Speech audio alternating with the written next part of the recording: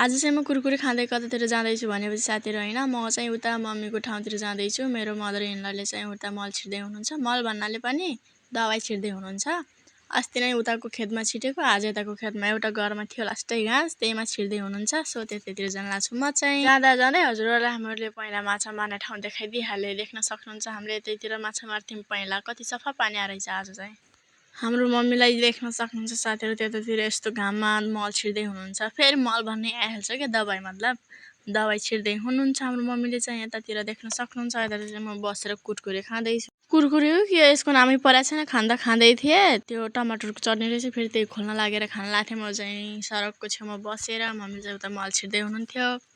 एकछिन आउनु बस्न खाम भनेको नाइ, अब ठोरै छ छिटेर आउँछु भन्दै हुनुहुन्थ्यो मेरो मदर इन लले चाहिँ।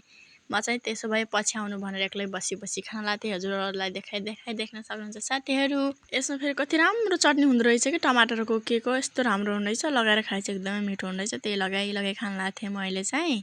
मम्मीलाई बचाइदिन्छु कि नाइ भनेर सोचिरहेको थिएँ, खाँदै थिएँ। त्यही भएर नमटाउनुको कारण चाहिँ यही हो कि साथीहरू, सधैँ दोकानको खाइराख्छु। खान्न भन्छु फेरि खान मन लागिहाल्छ, खान्न भन्छु खान मनै लागिहाल्छ। के गर्ने, यो स्पाइसी चीजहरु खान मन लागिहाल्छ, छोड्न मनै लाग्दैन। के गर्नु, कसरी छोड्नु हो साथीहरू। मेरो मदर इन ललाई देख्न सक्नुहुन्छ साथीहरू। यता घामले कस्तो घाम रहेछ, छिर्दैन म त भनेर फर्केर आइसक्नु भएको छ। छिर्न त छिर्नु भयो, तर अर्कोमा छिर्नु भएन, घाँस थिएन, त्यही पनि छिर्नु भएन। यति घाम गरेको थियो नि साथीहरू आज, चर्को घाम लाग्थ्यो। कति घाम गरेको थियो यता देख्न सक्नुहुन्छ। यता चाहिँ गोइबा हुन्छ यतातिर त, सबैले टिपेर सकिया रहेछन्। म त छ कि छैन भनेर हेर्न लाग्थेँ।